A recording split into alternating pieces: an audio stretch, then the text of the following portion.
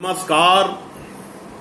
स्वतंत्रता के अमृत महोत्सव में समस्त भारतवासियों का स्वागत है। यह अमृत महोत्सव भारतीय मूल्यों को, भारतीय जीवन दर्शन को अमर करने का एक उल्लासपूर्ण पर्व है। हम यह पर्व पूरे उल्लास के साथ, पूरी उमंग के साथ, पूरी निष्ठा और तन्मयता के साथ मना रहे हैं। आज से 75 वर्ष पूर्व हमारे देश को स्वतंत्रता मिली थी। हजारों लाखों शहीदों के बलिदान से यह देश आजाद हुआ था। आजादी के बाद हमारे देश में लोकतांत्रिक व्यवस्था हुई।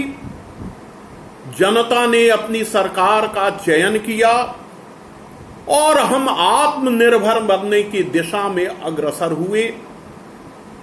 हमारे प्रारंभिक नेताओं ने कोशिश की, संसाधन का अभाव रहने के बावजूद उन्होंने विकास को एक दिशा दी, लेकिन धीरे धीरे मोहभंग की स्थिति आई। बेरोजगारी, भूखमरी, अशिक्षा जैसी समस्याओं से जूझते हुए भारतीय जनमानस में एक निराशा का भाव आया। आजादी के 6 महीने के भीतर विश्ववंद्य महात्मा गांधी की हत्या हो गई। यह हत्या आवेश का परिणाम थी। जिस गांधी ने मनुष्यता को संरक्षित करने की चेष्टा की, जिस गांधी ने गौतम बुद्ध के बाद सत्य और अहिंसा का नए संदर्भ में साक्षात्कार किया, वही गांधी अप्रासंगिक हो गए। ये एक उन्माद सा हुआ। देश स्वतंत्र हुआ तो देश का विभाजन भी हुआ। उस समय कुछ उन्मादी तत्वों ने इस देश की शांति भंग करने की कोशिश की, लेकिन तत्कालीन सरकार ने पूरी सजगता से स्थिति को नियंत्रित किया। सरदार वल्लभ भाई पटेल जैसे लौह पुरुष ने काफी संघर्ष के बाद मिली आजादी को न केवल संरक्षित किया, किंतु अखंड भारत की परिकल्पना को साकार करने की उन्होंने पहल भी शुरू की। असमय उनका देहांत हो गया। पंडित नेहरू ने पंचशील का सिद्धांत दिया। चीन के साथ उन्होंने समझौता किया, एक संधि की, लेकिन चीन ने धोखा दिया। उसने हमारे देश पर हमला किया, उसने विश्वासघात किया। पूरा देश जागृत हुआ। देश के कवि जगे, देश के नेता जगे, देशवासियों में एक जोश आया कि हम अपनी आजादी को गंवाएंगे नहीं। उस समय उत्तर छायावाद के प्रसिद्ध कवि गोपाल सिंह नेपाली ने चीन को चुनौती देते हुए कहा था कि हम शीश झुकाएंगे न फरियाद करेंगे, जो हमसे लड़ेगा उसे बर्बाद करेंगे। तो पूरा देश एक हुआ। नेहरू जी कल्पनाशील थे, संवेदनशील थे। उन्हें गहरा आघात लगा। उस आघात को बहुत दिनों तक झेल नहीं सकी। नवनिर्माण की प्रक्रिया कुछ मंद हो गई। और निराशा का एक वातावरण बना।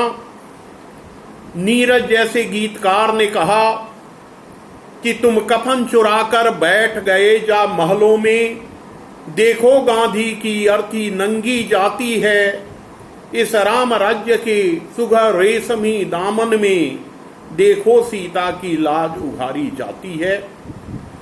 तो यह जो हमारे मूल्य थे, जो हमारे संकल्प थे, जो हमारे पूर्वजों के स्वप्न थे, वे कुंठित होने लगे, वे चकनाचूर होने लगे।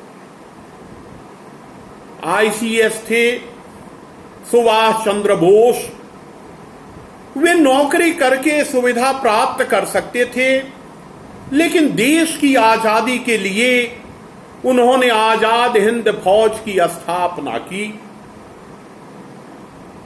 महात्मा गांधी बैरिस्टर थे, वे धन अर्जित कर सकते थे, लेकिन उन्होंने देखा कि देश गुलाम है, यहां अशिक्षा है, भूखमरी है, हर तन पर वस्त्र नहीं है, तो उन्होंने अपनी टाई उतार दी, सूट निकाल के फेंक दिया और लंगोटी धारण कर ली।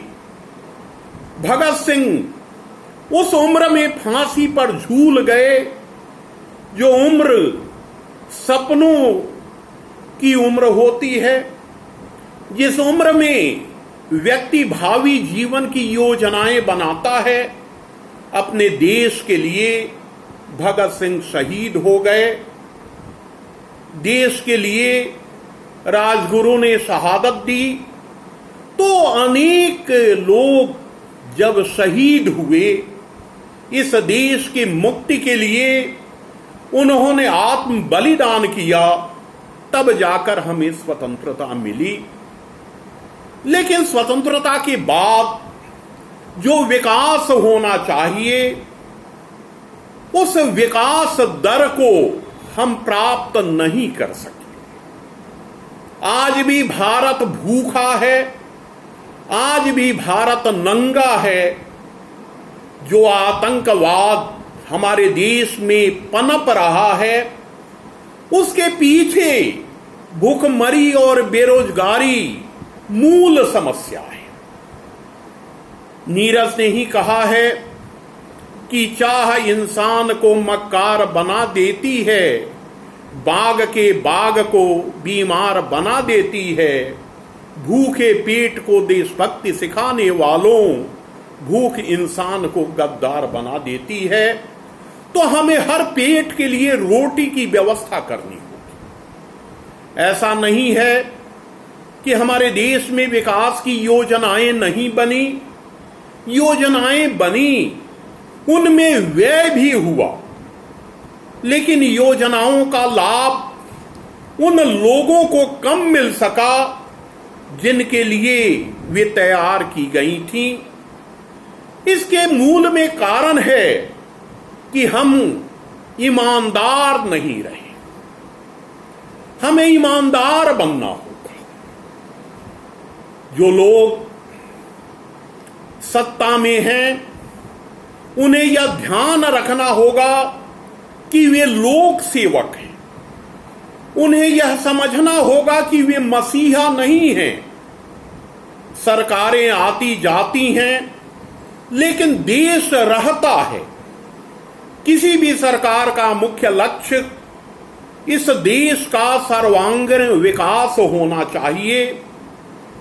हम सस्ती लोकप्रियता की ओर नहीं भागें, क्योंकि सस्ती लोकप्रियता अस्थायी नहीं होती।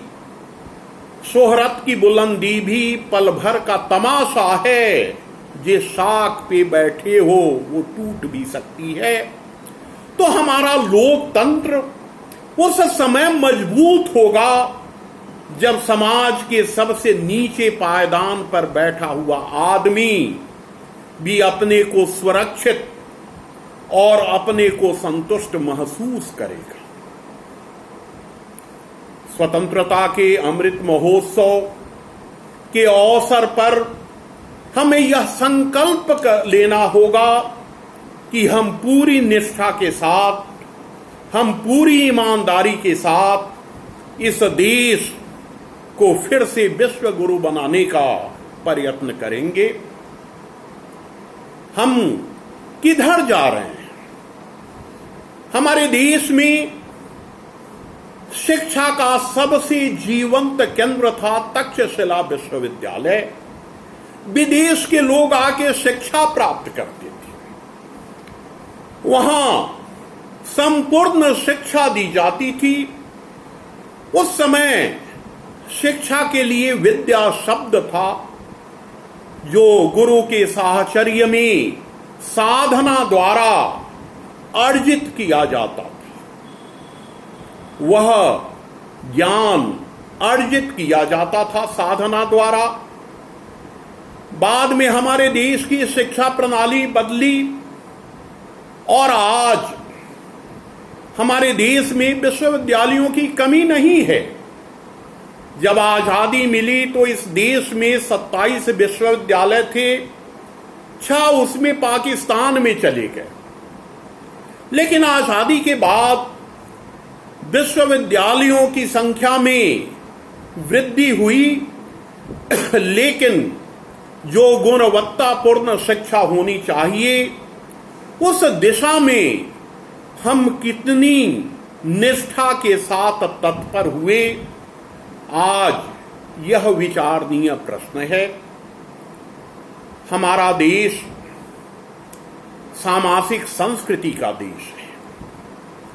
अनेक धर्म के लोग, अनेक नस्ल के लोग इस देश में रहते हैं और सबकी संस्कृति है, सबकी अपनी सभ्यताएं रही हैं। तो इस देश की जो संस्कृति है वह सामाजिक संस्कृति है। हमारी संस्कृति ने आदान प्रदान पर बल दिया है। उसने सद्भाव को जीवन मूल्य की तरह अर्जित किया है। आज हम सद्भाव से भी कटते जा रहे हैं। हमारे देश में समूहवाद को पहली बार प्रतिष्ठित किया गया था। गौतम बुद्ध का आंदोलन व्यक्तिवाद के खिलाफ समूहवाद की स्थापना का आंदोलन था। एक व्यक्ति को चक्रवर्ती बनाने की अपेक्षा उन्होंने संघ को मजबूत करने की बात की थी। आज हम फिर व्यक्तिवाद की ओर उन्मुख हो रहे हैं। हमें बचना होगा इस व्यक्तिवाद से, तब हम सच्ची स्वतंत्रता को प्राप्त करेंगे। हम स्वतंत्र हो गए किंतु हम स्वाधीन नहीं हुए, अपने ऊपर हमारा नियंत्रण नहीं हुआ, हमारी लिप्साएं बढ़ती गई। हमारा देश त्याग को महत्व देने वाला देश है। हमारे देश के ऋषि दधीची ने दानवों के संहार के लिए अपनी अस्थि का दान कर दिया था।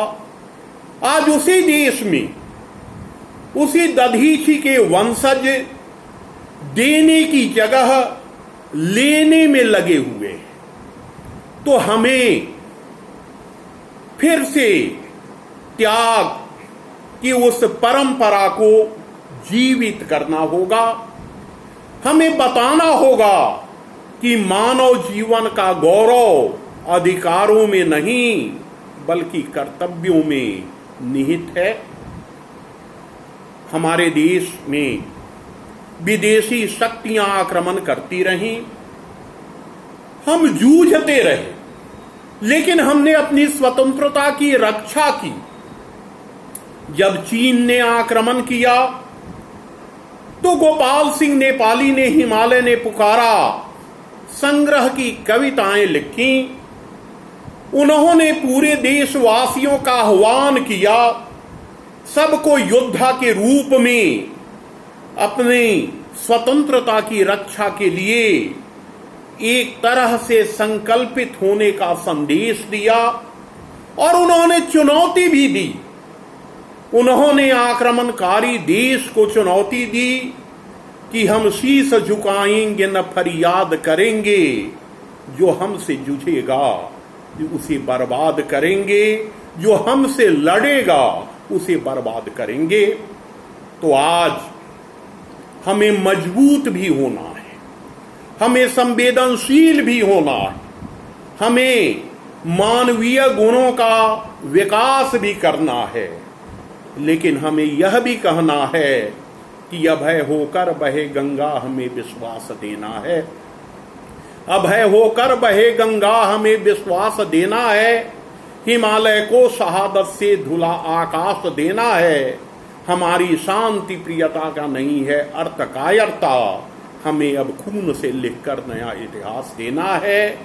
हमारे वे पूर्वज जो इस देश के लिए शहीद हो गए, जिन्होंने ऐश्वर्य को त्याग दिया, जिन्होंने युवा काल में ही फांसी का फंदा अपने गले में डाल लिया इस देश की आजादी के लिए, अमृत महोत्सव के अवसर पर मैं उनका नमन करता हूं और दिनकर के शब्दों में कहता हूं, कलम आज उनकी जय बोल। धन्यवाद।